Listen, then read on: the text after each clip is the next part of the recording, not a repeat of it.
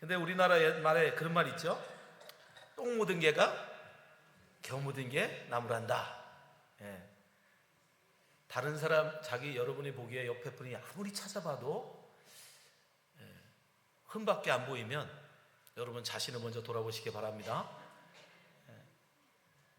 자기가 더 더럽고 추함에도 불구하고 자기는 더러움을 깨닫지 못하고 다른 사람들의 결점, 다른 사람의 흠을 나무라는 것을 가지고 우리가 이런 속담을 이야기하는데요. 예수님도 비슷한 뜻의 말씀 우리에게 하셨죠. 마태복음 7장에 보니까 어찌하여 형제의 눈 속에 있는 티는 보고 내 눈 속에 있는 들보는 깨닫지 못하느냐. 저는 이 말씀 처음에 보고 너무 놀랐어요. 여러분 상상이 가십니까? 아니 티는 볼 줄 아는 사람이 어떻게 들보를 보지 못할까? 들보를 깨닫지 못할까? 여러분 눈 속에 티만 들어와도 여러분 얼마나 눈이 아프고 불편합니까? 근데 들보가 있는데 어떻게 그거를 깨닫지 못할까? 왠지 아세요? 이 사람은 태어날 때부터 들보 낀 눈으로 세상을 바라봤기 때문이고요. 그게 정상이라고 생각하기 때문입니다. 그렇기 때문에 그 들보가 그 사람에게는 전혀 이상한 게 아닌 거예요. 세상이 다 그렇게 삐딱하게 보이는 거예요. 처음서부터 삐딱하게 봤기 때문에 삐딱한 세상이 당연한 거라고 생각합니다. 그런 사람은 여러분 들보를 절대 자기의 눈에 들보를 인정하지 않습니다. 들보를 빼려가지도 않아요. 예수님은 그걸 말씀하시는 거예요. 네 눈에 형제의 티가 보이느냐? 그러면 네 눈 속에 있는 들보를 먼저 좀 봐라. 형제의 티가 보인다는 건 네 눈 속에 들보가 있다는 말이에요. 여러분, 우리가 다른 사람들의 흠, 다른 사람들의 연약함, 다른 사람들의 죄가 보이지요? 우리는 그것을 지적하기보다 우리 옛말 말씀대로 타산지석을 삼으셔야 돼요. 나는 과연 저런 죄가 없는가? 나에게는 저런 흠이 없는가? 그것이 정말 바른 성인의 삶이지 않습니까? 사실 오늘 본문도 예수님께서 이런 맥락의 말씀을 우리에게 하고 계신 거예요. 예루살렘에서 온 바리새인과 서기관들이 예수님과 그 일행들을 주시해서 쳐다봅니다. 사실은요, 올 때부터 이미 흠을 잡으려고 온 거예요. 예루살렘에서 왔다는 얘기는 뭐냐면 이미 그 가버나움에 있는 서기관과 바리새인들이 예루살렘에 보고를 한 거예요. 여기 나사렛에서 나온 어떤 납비가 있는데, 젊은 납비가 있는데 굉장히 많은 사람들이 따라다닌다. 이 사람 이대로 놔두면은 우리 전체 유대 전체를 뒤집을 만한 그런 사람이 되겠다. 이들이 와서 좀 봐라. 그들은 처음서부터 예수님의 흠을 잡으려고 무슨 문제가 없나 이미 눈에 들보를 끼고 그들은 내려왔던 거예요. 그리고 예수님을, 그 무리를 쳐다봅니다. 그들이 뭐가 보여요? 손을 씻지 않고 밥을 먹네. 그 당시에는 열심히 손을 씻는 장로들의 유전이 있었는데 손을 씻지 않고 부정한 손으로 음식을 먹는 게 보이는 거예요. 그래서 예수님한테 막 뭐라고 하죠? 어떻게 제자들을 가르쳤길래 제자들이 손도 안 씻고 그 부정한 손으로 음식을 먹냐? 그러면 그 부정함이 우리에게 들어와서 우리가 부정해질 거 아니냐? 그때 예수님께서 말씀하시면서 오늘 이 말씀을 하시는 거예요. 너희들은 부정한 게 너희 안에 들어가서 너희가 부정해진다고 생각하냐? 아니다. 여러분, 그건 무슨 전제예요? 나는 깨끗한데, 그죠? 나는 깨끗한데 부정한 것이 내 안에 들어올 때 내가 부정해진다는 거 아닙니까?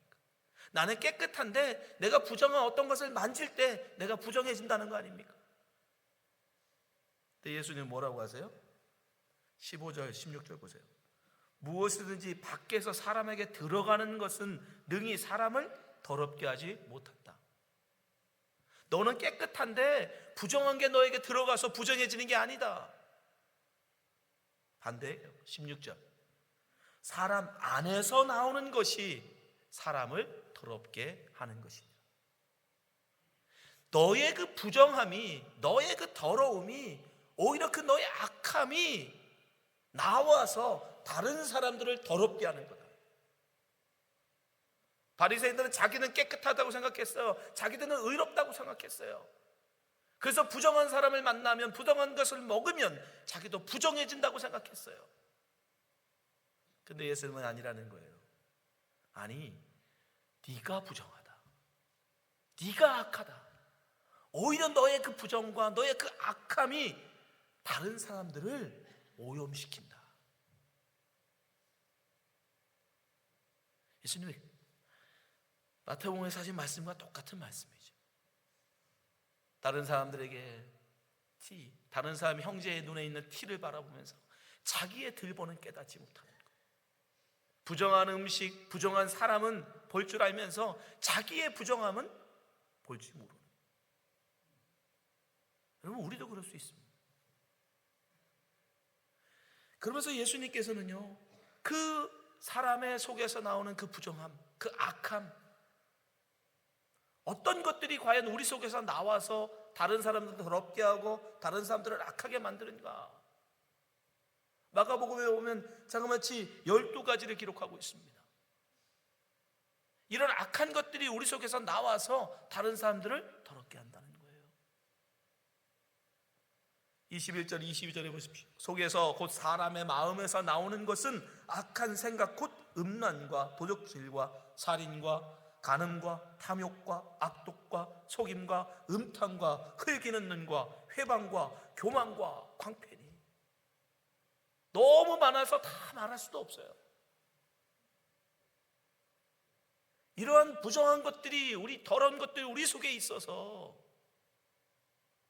그것을 우리가 뱉음으로 말미암아 다른 사람들을 부정하게 한다는 겁니다. 여러분은 어떻습니까? 여러분 속에는 이런 부정한 것들이 없습니까? 여러분 마음속에는 이런 악한 것들이 없습니까?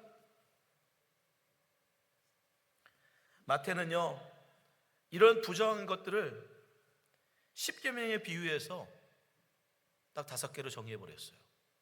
마태복음 15장 19절에 보니까 마음에서 나오는 것은 악한 생각과 살인과 간음과 음란과 도적질과 거짓 증거와 회방이니.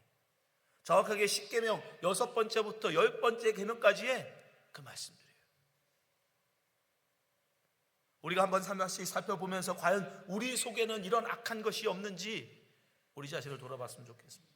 다른 형제에게서 찾지 마시고 여러분 자신에게서 찾아보십시오. 과연 내 속에는 이런 악함이 없는가? 첫 번째가 무엇입니까? 살인이에요. 살인. 근데 여러분, 우리가 살인 그러면 다른 사람을 죽이는 것만 생각해요. 근데 예수님께서는 살인을 어떻게 정의하시는지 아십니까? 마태복음 5장 21절에 보면 옛사람에게 말한 바 살인치 말라, 누구든지 살인하면 심판을 받게 되리라 하였다는 것을 너희가 들었으나 나는 너희에게 이르노니. 형제에게 노하는 자마다 심판을 받게 되고, 형제를 대하여 나가라 하는 자가 공회에 잡히게 되고, 미련한 놈이라 하는 자가 지옥불에 들어가게 되리라. 여기에 보면 형제에 대하여 나가, 바보라는 뜻이에요. 바보, 멍청이. 형제를 바보, 멍청이라고 말하면 그게 곧 살인이라는 겁니다. 형제에 대해서 미련한 놈이라고 말하면 그게 곧 살인이라는 거예요. 지옥불에 떨어질 일이라는 겁니다. 마가는요, 그래서 뭐라고 해요? 살인뿐 아니라 거기에 흘기는 눈, 회방, 교만, 광패. 여러분 마음속에는 과연 이런 살인이 없습니까? 형제에 대한 미움이 없습니까? 형제에 대한 미움, 무시함, 업신여김. 여러분 그것이 있다면 여러분 우리가 바로 악한 자예요. 우리가 바로 부정한 자예요. 간음은 어떻습니까? 예수님은 분명히 말씀하세요. 또 간음치 말라 하였다는 것을 너희가 들었으나 나는 너희에게 이르노니 여자를 보고 음욕을 품는 자보다 마음에 이미 간음하였느니라. 우리는 생각은 얼마든지 할 수 있지, 행동으로 하지 않으면 괜찮다라고 생각하지만 주님은 그렇게 생각하지 않습니다. 여러분의 마음속에 이미 음욕이 있다면 그게 간음이라는 거예요. 그래서 마가도 단지 간음이라고 말하지 않고 음란, 음탕 이런 다양한 말로 우리의 그 추악한 마음을 표현하고 있어요. 음흉한 생각, 그 모든 것까지 다 간음이라는 거예요. 여러분은 과연 깨끗합니까? 여러분의 마음은 청결합니까? 도둑질은 어떻습니까? 십계명에서는 분명히 도둑질하지 말라라고 우리에게 말하고 있습니다. 마가 역시도 우리 마음에 악한 것들이 있는데 그 도둑질이 있다라고 우리에게 얘기합니다. 도둑질. 여러분, 우리가 도둑질을 어떻게 생각해요? 다른 사람의 물건을 내가 가지고 오는 거, 그냥 내 주머니에 넣는 거, 그걸 여러분 도둑질이라고 생각하시죠? 근데 주님은 어떻게 말씀하신지 아십니까? 마태복음 5장 40절에 보니까 너를 송사하여 속옷을 가지고자 하는 자에게 겉옷까지도 가지게 하라. 왜 주님은 이렇게 말씀하실까? 여러분, 예수님은 마태복음에서 이 십계명을 설명하시면서 도둑질하지 말라는 말은 안 해요. 직접적인 말씀이 없습니다. 다만 이 구절이 있을 뿐이에요. 너를 송사하여 속옷을 가지고자 하는 자에게 겉옷까지 줘라. 누가 나에게 이 속옷을 달라고 말하는 사람이 있으면, 내 속옷을 가지고 싶어하는 사람이 있으면 그걸 주는 것뿐 아니라 그 겉옷까지, 그가 원하지 않은 것까지 더 주어라. 그럼 하물며 여러분, 도둑질은 뭡니까? 반대로 내가 다른 사람의 속옷을 갖고자 하는 마음이잖아요. 내가 다른 사람의 겉옷을 갖고자 하는 마음이잖아요. 그게 도둑질 아닙니까? 근데 주님은 뭐라고 말씀하시냐면, 누군가 너에게 속옷을 가지고자 하는데 겉옷까지 내어주는 마음, 그게 있어야 정말 도둑질하는 게 아니라는 거예요. 이해되세요? 주님은요, 우리에게 그냥 다른 사람의 것을 갖고 싶다는 정도의 마음, 그 정도가 아니라 다른 사람이 갖고자 하는 걸 기꺼이 내어줄 줄 아는 그 마음이 있을 때 그 사람이 정말 도둑질하지 않는 사람이라는 겁니다. 그러니까 우리가 다른 사람들의 필요, 다른 사람들의 원함을 알면서도, 그래서 꾸고자 하는 자에게 내어주고 달라는 자에게 주라라고 말씀하십니다. 그렇지 않으면 그게 곧 도둑질과 다름없다라는 거예요. 그게 주님의 생각이에요. 우리는 그저 다른 사람의 것에 손만 대지 않으면 도둑질하지 않았다라고 생각하지만, 아니요, 주님은 다른 사람이 구하는 걸 주지 않는 것도 도둑질과 같다라고 말씀하십니다. 과연 여러분은 어떻습니까? 여러분은 형제가 원할 때 내어주고 계십니까? 그가 속옷을 달라고 할 때 겉옷까지 내어주고 계십니까? 지키고 싶잖아요. 다른 사람 건 취하지 않아도 내 것은 내 것이라고 여러분 부여잡고 지키려고 하잖아요. 근데 주님은 그것도 악하다라고 말씀하십니다. 거짓 증거는 어떻습니까? 십계명에 보니까 내 이웃에 대하여 거짓 증거하지 말라라고 말하고 있습니다. 거짓말하지 마라. 진실만을 말해라. 근데 주님은요, 거기에 대해서 이렇게 말씀하세요. 또 옛사람에게 말한 바 맹세하지 말라. 내 맹세한 것을 주께 지키라 하였다는 것을 너희가 들었으나 오직 너희는 말은 옳다 옳다 아니라 아니라 하라. 이에서 지나는 것은 악으로 쫓아나느니라. 우리의 말이 옳은 것은 옳다 하고 아니라는 것은 아니라 대답할 수 있어야 한다는 것이. 근데 여러분, 이게 얼마나 어렵습니까? 정말 이렇게 산다는 건 쉽지 않아요. 특별히 어른이 돼서 사회생활을 할 때 옳은 것은 옳다고 말하고 아닌 것을 아니다라고 말하면 여러분, 직장생활 못하죠. 사회생활 못합니다. 나는 바른 소리 한다고 말하지만 여러분, 외톨이 되기 딱 좋습니다. 그래서 우리는 어떻게 해요? 분명히 아닌데, 이건 아닌데 상대방이 내 말이 아닌 게 아니라 옳은 것처럼 들리게 하려고 엄청 노력하죠. 내 본심은 아니다라고 말하고 싶지만 상대방이 대놓고 아니다라고 말하면 상대방 상처받을까 봐, 나 직장 생활을 하기 어려울까 봐 어떻게 해요? 교묘한 말로 아님이 아닌 게 아닌 것처럼. 그래서 예수님이 뭐라고 하세요? 이에서 지나는 것은 악으로 쫓아나느니라. 그런 머리를 굴리는 거, 내가 아닌 걸 아니다라고 말하면 상대방이 상처받지 않을까? 내가 옳은 걸 옳다고 말하면 혹시 상대방이 나 싫다고 말하지 않을까? 그래서 그것을 옳은 것을 옳다 말하지 못하고 아닌 것을 아니다 말하지 못하는 것, 그것도 거짓말이다라는, 그것도 악한 것이라는, 이게 주님의 기준이에요.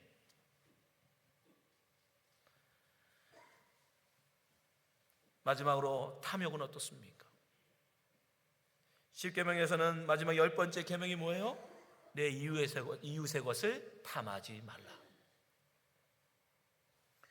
이웃의 것에 대해서는 아무것도 탐하지 말라라고 말합니다.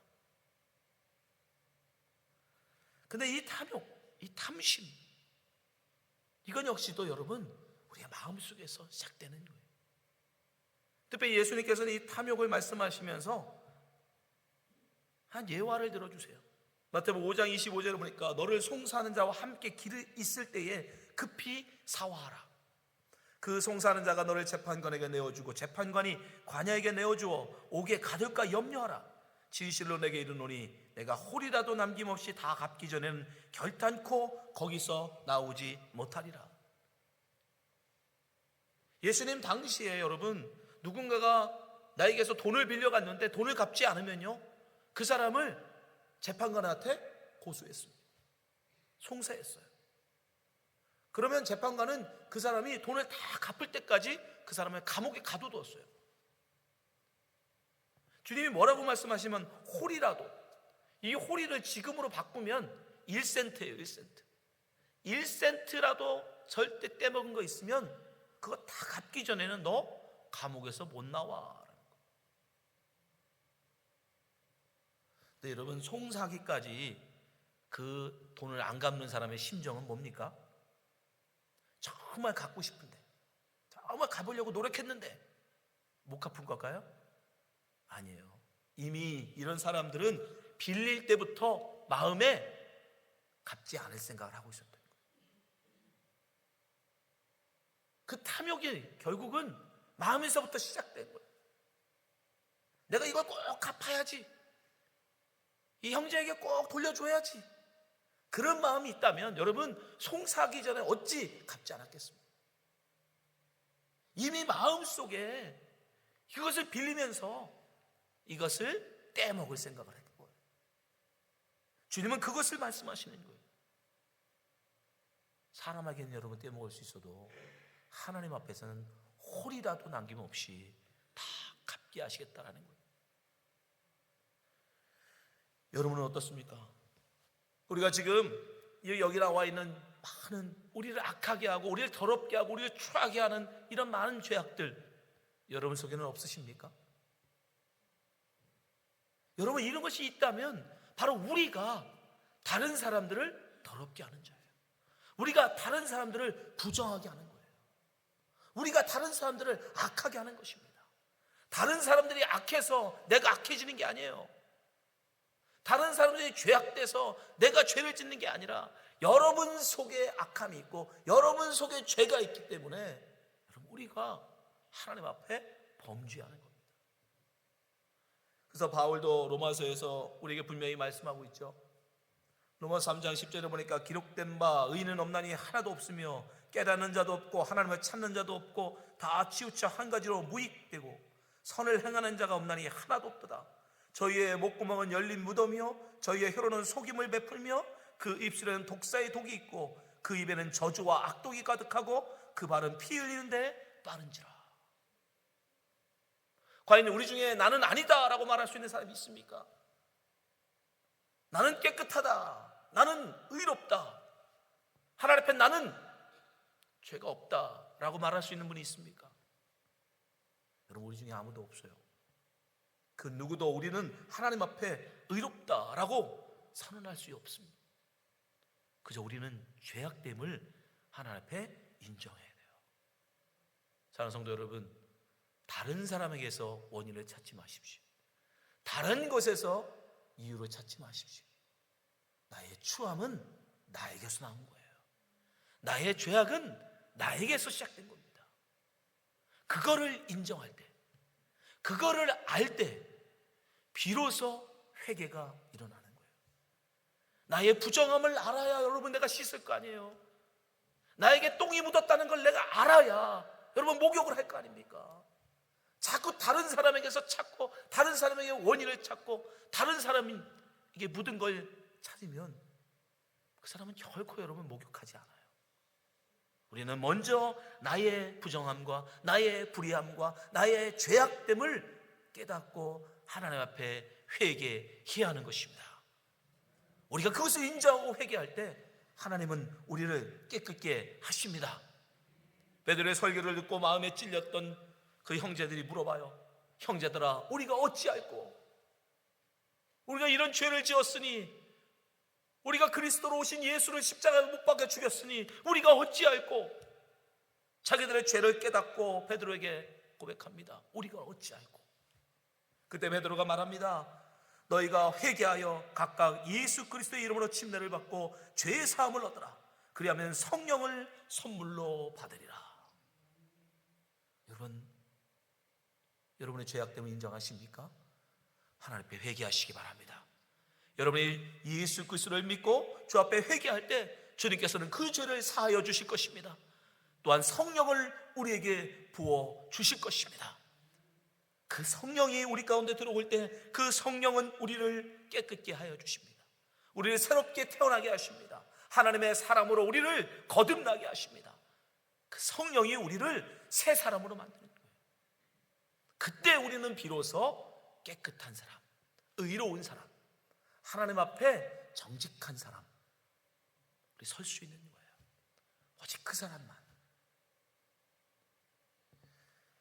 이것을 다윗이 잘 알았기 때문에 다윗이여 밧세바를 범하고 그 간음을 하고 그것을 나달 선지자에게 지적을 받은 다음에 자기의 그 죄악을 깨닫고 나서 그가 하나님 앞에 탄원하며 기도한 내용이 시편 51편. 그가 시편 51편에서 비로소 자기의 죄를 깨닫고 하나님 앞에 탄원할 때 뭐라고 말합니까? 시편 50편 9절에 보니까 주의 얼굴을 내 죄에서 돌이키시고 내 모든 죄악을 도말하소서. 하나님이여 내 속에 정한 마음을 창조하시고 내 안에 정직한 영을 새롭게 하소서. 나를 주 앞에서 쫓아내지 마시며 주의 성실을 내게서 거두지 마소서. 주의 구원의 즐거움을 내게 회복시키시고 자원하는 심령을 주사 나를 붙드소서. 다윗은 뭐라고 고백해요? 내 안에 정한 마음, 깨끗한 마음을 창조하여 주소서. 왜 창조라고 말합니까? 내 속에는 깨끗한 마음이 없거든요. 내 속에는 불의와 간음과 부정밖에 없기 때문에 주님이 내 안에 깨끗한 마음을 만들어 달라는 거예요. 네, 이게 맞습니다. 우리는 불의하고 우리는 부정합니다. 우리는 더러운 마음, 악한 마음밖에 없습니다. 주님께서 우리 안에 깨끗한 마음을 창조하지 아니하시면 우리는 결코 하나님 앞에 깨끗한 것을 드러낼 수 없는 그런 존재들이에요. 누가 그 일을 하십니까? 바로 성령이 하십니다. 정직한 영, 그 정직한 영 성령이 우리 안에 들어오실 때 우리 안에 깨끗한 마음을 창조하시고 우리로 주님 앞에 의로운 자로 우리를 세워주시는 것입니다.